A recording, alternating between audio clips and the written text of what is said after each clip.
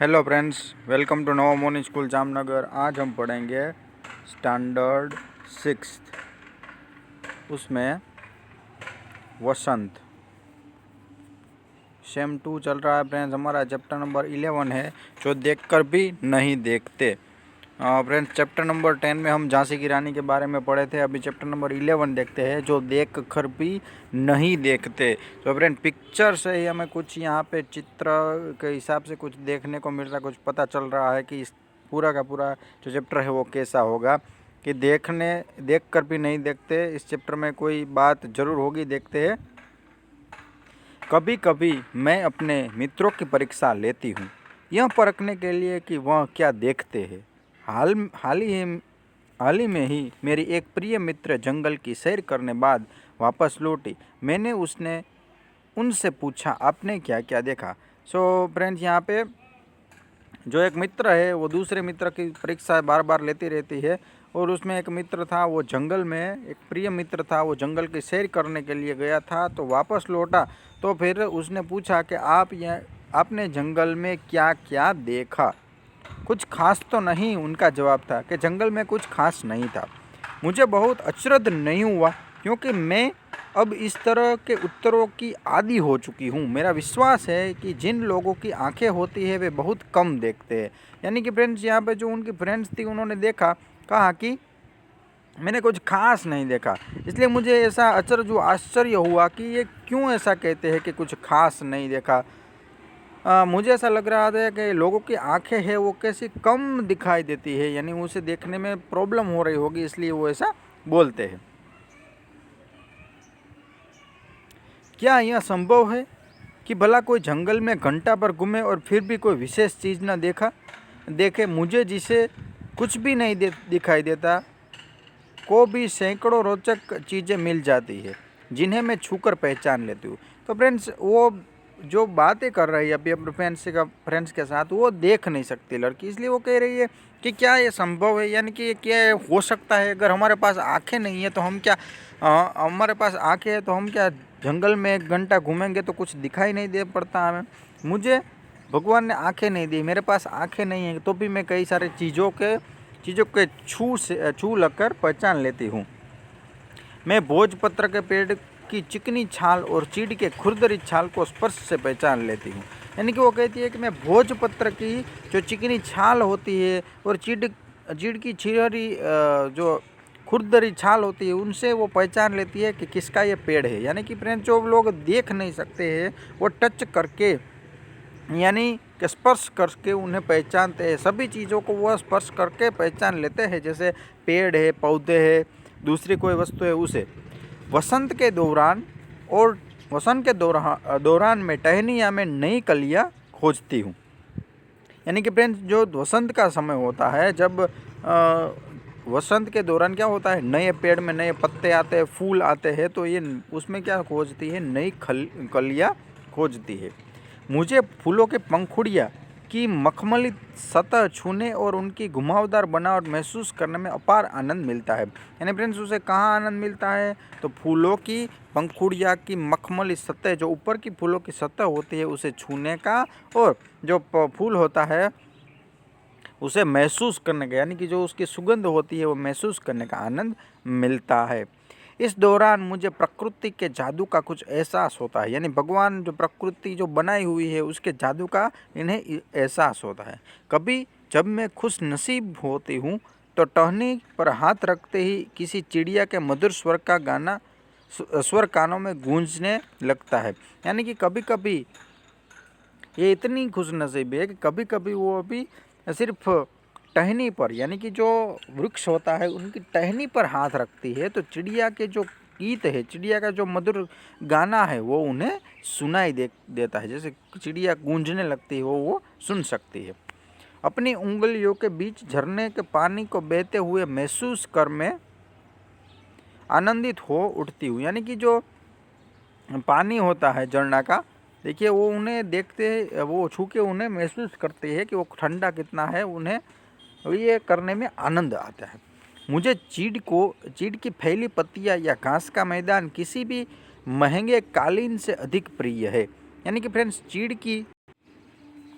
यानी कि फ्रेंड्स चीड़ की जो पत्तियां है वो फैली हुई है, घास का मैदान है, वो उन्हें एक कालीन यानी उस हम जिस पे चलते हैं उसे कालीन कहते हैं, वो कालीन से भी उन्हें अधिक प्रिय लगती है। बदलते हुए मौसम का समा मेरे जीवन में एक नया रंग और खुशियाँ भर जाता है।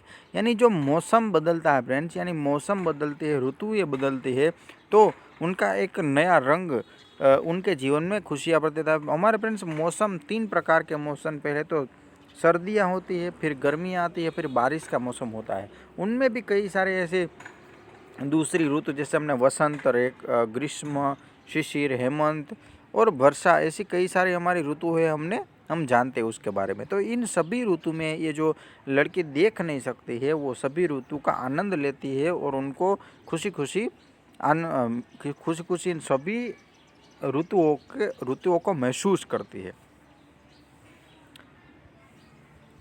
कभी कभी मेरा दिल इन सब चीज़ों को देखने के लिए मचल उठता है।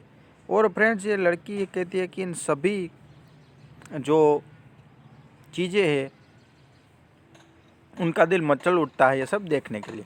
अगर मुझे इन चीज़ों को सिर्फ छूने पर से इतनी खुशी मिलती है तो उनकी सुंदरता देखकर तो मेरा मन मुग्ध ही हो जाएगा। यानी कि फ्रेंड्स वो ऐसा कहती है कि इन सभी वस्तुओं को अगर मैं छूती हूँ तो भी मुझे इतना सारी खुशी मिलती है, तो अगर मैं उसे टच करती हूँ, छूती हूँ, स्पर्श करती हूँ तो कितना अच्छा लगता होगा। परंतु जिन लोगों की आंखें हैं सचमुच बहुत कम देखते हैं, यानी कि जिनकी आंखें हैं वो कुछ उन्हें दिखाई नहीं देता, वो सचमुच ही कम देखते हैं। इस दुनिया के अलग अलग सुंदर रंग उनकी संवेदना को नहीं छूते। यानी कि इस दुनिया में कई सारे ऐसे रंग हैं, उनकी संवेदना उनकी भावनाओं को नहीं छूते, नहीं जानते। यानी कि सभी जगह को हमें सिर्फ जल्दी जल्दी यहाँ पे चल दिए, वहाँ पे चल दिए, ऐसे करते हैं, लेकिन एक जगह ऊपर हम वो पेड़ पौधे हमारी प्रकृति को महसूस नहीं करते। हमें दिखाई देता है, फिर भी हम उसे महसूस नहीं करते, उस पर ध्यान नहीं देते। मनुष्य की क्षमताओं की कभी कदर नहीं करता। मनुष्य अपनी क्षमताओं, यानी कि हमारे अंदर क्या है फ्रेंड्स, मनुष्य अपनी अंदर की क्षमताओं को यकीन नहीं करता, उसकी कदर नहीं करता। हमारे अंदर भगवान ने कई सारे क्षमता दी गई। हमारी जो इंद्रियां है वो 5 इंद्रियां है, इंद्रियों के जरिए हम पूरा का पूरा ये काम कर सकते हैं, देख सकते हैं, खा सकते हैं, पी सकते हैं, सुन सकते हैं, सूंघ सकते हैं। यानी कि जो हमारी क्षमताएं हैं उन पर हम कभी उन पर कदर नहीं करते। ऐसा कोई दुनिया में ऐसा कोई काम नहीं है जो इंसान नहीं कर सकता है friends. Nothing in impossible in the whole world. पूरे विश्व में ऐसा कोई काम नहीं है जो हम नहीं कर सकते, इंसान नहीं कर सकता है। या अगर इंसान यानी कि जो मनुष्य है अपनी जो क्षमताओं पर आधार रखे तो कोई भी काम करना मुश्किल नहीं है, कहीं पे भी हम जा सकते हैं। लेकिन हमारी प्रॉब्लम क्या है, हमारी समस्या क्या है कि हम क्षमताओं पे कभी कदर नहीं करते, और जो अपनी क्षमताओं पे कदर करता है वो जीवन में बहुत आगे बढ़ जाता है। ऐसे कई सारे महानुभाव है जैसे अपनी क्षमताओं पर वो कदर करते हैं, यानी कि वो नियंत्रित होते हैं, तो कई जगह पर वो पहुंच गए। जैसे हमारे गांधी जी, एक नाम ले सकते हैं आप, जो गांधी जी अपनी क्षमताओं की कदर किया, अपनी शक्तियों को पहचाना, तो वो क्या पहुंच गए, उन्होंने भारत को स्वतंत्रता दिलाई। यानी कि गांधी जी है अपनी स्वतंत्र क्षमताओं से, अपने जो नियंत्रण से ये सभी उन्होंने मुमकिन किया है, नामुमकिन को मुमकिन किया है। क्योंकि फ्रेंड्स 200 साल का शासन था, 200 ईयर का शासन था, वो सिर्फ और सिर्फ 30 और 35 ईयर में हिला दिया, यानी कि 35 साल में हिला दिया गांधी जी ने। एक पूरी की पूरी एक ऐसी कायनात को हिलाना जो 200 साल से, यानी कि 1757 से 1857 और 1857 से 1947 का जो पूरा का पूरा जो साम्राज्य था उसको गांधी जी ने हिला कर रख दिया है। उसी तरह दूसरा एक देखे कि एक छोटा सा लड़का जिसका नाम था जो चंद्रगुप्त मौर्य छोटा सा लड़का था जिसने धनानंद जैसे बड़े साम्राज्य को नीचे उखाड़ कर फेंक दिया। क्यों? क्योंकि उसने अपनी खूबियाँ थी, अपनी क्षमताओं थी, वो उन्हें पहचान लिया था। इसलिए उन्होंने क्या किया, अपनी क्षमताओं से पूरा का पूरा जो पाटलिपुत्र का साम्राज्य था, भारत का साम्राज्य था, उनसे छीन लिया था। वैसे ही कई सारे ऐसे राजा है, वही कई सारे ऐसे महानुभाव है। जैसे हमारे खेल जगत की बात करते हैं तो सचिन तेंदुलकर, आपने उनका नाम सुना ही होगा। सचिन तेंदुलकर जो भगवान, जो क्रिकेट के भगवान माने जाते हैं, यानी कि पूरे वर्ल्ड में उनसे ज़्यादा शतक किसी ने नहीं बनाए हैं। सचिन ने 100 शतक पूरे किए हैं, शतकों के शतक,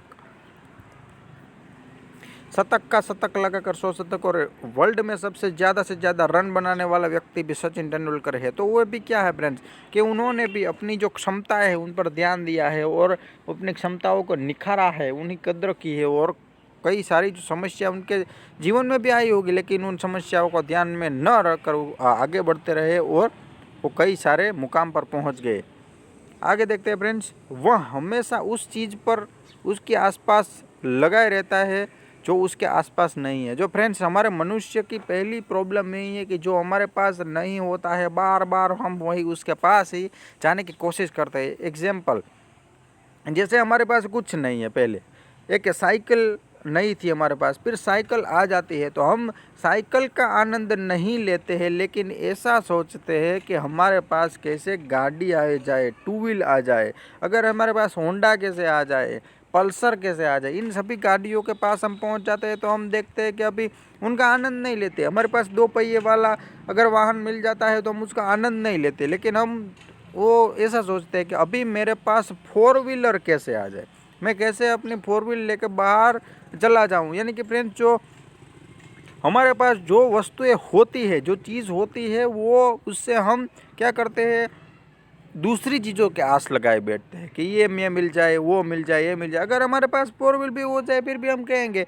कि अगर मैं एरोप्लेन में सफ़र करूँगा, वहाँ सफ़र करूँगा, ये करूँगा। यानी कि हमारी जो आस है हमेशा लगी रहती है। हमारे पास अगर एक 1 BHK का घर होगा, यानी कि उसमें एक हॉल होगा, एक रूम होगा, किचन होगा, फिर भी हम सोचेंगे कि मैं 2 रूम वाला लूँ, फिर मैं 3 रूम वाला और फिर मैं बंगला बनाऊँ। ऐसा है कि पूरे की पूरी जो मनुष्य है वो अपनी जो जिज्ञासा है वो आगे बढ़ाता रहता है, लेकिन उसके पास में जो होता है वो कुछ उसकी कद्र नहीं करता कि मेरे पास आज 2 व्हील है तो मैं इसका आनंद लूँगा, उसके बाद अगर मुझसे होगा तो मैं 4 व्हीलर लूँगा, नहीं तो नहीं है तो चलेगा। लेकिन हम क्या करते हैं कि नहीं, 2 व्हील है तो मैं 4 व्हील लेना चाहिए, ये लेना चाहिए, वो लेना चाहिए। आगे, यह कितने दुख की बात है कि दृष्टि के आशीर्वाद को लोग एक साधारण सी चीज़ समझते हैं, जबकि इस नियामत से जिंदगी की खुशियों को इंद्रधनुषी रंगों से हरा भरा जा सकता है। यानी कि फ्रेंड्स, हम लोग, हमारे पास देखने की क्षमता है तो हम देखने की क्षमता को साधारण लेते हैं कि हमें देखने की क्षमता मिली है तो कोई बात नहीं, सभी चीज़ों सभी को मिलती है, इसमें क्या बड़ी बात है। तो ये देखने की क्षमता है वो कई सारे लोगों के पास नहीं होती है, तो कई सारे लोगों के पास नहीं होती है, लेकिन हमें देखने की क्षमता मिली है। जो इंद्रधनुष रंग हम देख सकते हैं, जो जानी वाली पिनारा, यानी जो सब रंगों का समूह है वो हम देख सकते हैं। लेकिन हमारे पास, हम क्या करते हैं, हमारी जो देखने की क्षमता है उनकी हम कद्र नहीं करते हैं। वो हमेशा सोचते हैं कि आँख तो सभी के पास है, लेकिन ब्रेन जैसे कई सारे लोग हैं दुनिया में जिनके पास आज भी वो देख नहीं सकते हैं। उसमें ये जो पूरा चैप्टर था वो उसी एक व्यक्ति का था, उनका नाम था हेलन केलर। जो हेलन केलर थी वो बचपन से ही देख नहीं सकती थी, हेलन केलर। सो फ्रेंड्स, यहाँ पर हमने हेलन केलर की जो यहाँ पे उनके मन का चित्र था कि मनुष्य कैसा है, वो देखकर भी अनदेखा है। देखिए, हम जो हमारा पाठ का नाम है वही ऐसा है कि जो देखकर भी नहीं देखते, यानी कि हम देखकर भी देख नहीं सकते हैं। हेलन, देखिए यहाँ पर टच करके यहाँ पर वो भी पता चल सकती है कि ये कौन सा पेड़ है, क्या है, वो है। लेकिन हमारे पास भगवान ने आंखें दी गई है, फिर भी हमें पता नहीं चलता कि ये क्या होगा, वो होगा। सो देखिए फ्रेंड्स, यहाँ पर हेलन केलर की पूरी हमने बात की कि हेलन केलर हमें समझाती है कि भगवान ने आपको, मनुष्य को अगर दृष्टि दी गई है तो उस दृष्टि का आदर करना चाहिए, क्योंकि हम वो चीज़ नहीं समझते हैं। कभी कभी हमें वो दिखाई नहीं देता, जो हम देख सकते हैं वो भी हम नहीं देख सकते, हम अंधे की तरह ही सोचते हैं। आगे देखते हैं फ्रेंड्स, प्रश्नाभ्यास निबंध से। जिन लोगों के पास आंखें हैं वे सचमुच बहुत कम देखते हैं, हेलन केलर को ऐसा क्यों लगता है? क्योंकि हेलन केलर के फ्रेंड है, वो मित्र थे, वो जंगल में गए थे तो उन्होंने देखा कि जंगल में क्या क्या है। तो हेलन ने पूछा तो उन्होंने कहा कि जंगल में कुछ खास नहीं था। इसलिए हेलन को लगा कि आंखें होते हुए भी वो कैसे है, उन्हें कम दिखाई देता है। प्रकृति का जादू किसे कहा जाता है? तो फ्रेंड्स, प्रकृति का जादू, प्रकृति है, जो फूल है, पौधे है, पेड़ है, जो ऋतुएं है, वो सब प्रकृति का जादू ही कहा जाता है। क्योंकि प्रकृति है अपने जादू के, प्रकृति द्वारा ही हमें जो सभी जो चीज़ें हैं यहाँ पे मिलती है। और प्रकृति के कारण ही हमारे जो ऋतु का परिवर्तन होता है, सभी जगह पर ऋतु का, अलग अलग ऋतु में हमें अलग अलग पेड़ पौधे फल वो सब मिलते हैं, देखने को मिलते हैं। तो ये क्या हुआ फ्रेंड्स? प्रकृति का जादू हुआ। खुद कुछ खास तो नहीं। हेलन की मित्र ने यह जवाब किस मौके पर दिया और यह सुनकर हेलन को आश्चर्य क्यों हुआ? तो हेलन की मित्र थी, वो जंगल देखने के लिए गई थी। 1 घंटा जंगल में घूम पर भी जंगल में उसे कुछ नहीं मिला, इसलिए हेलन को आश्चर्य हुआ। हेलन केलर प्रकृति की किन चीज़ों को छूकर और सुनकर पहचान लेती है? पाठ पढ़कर इसका उत्तर लिखो। तो हेलन केलर है वो चीड़ का वृक्ष है, भोजपत्र है, जो पंखुड़ियाँ है यानी कि जो बुल की पंखुड़ियाँ है उन्हें छूकर, और जो चिड़ियों की आवाज़ है उन्हें सुनकर हेलन है प्रकृति की चीज़ों को पता लगाती है।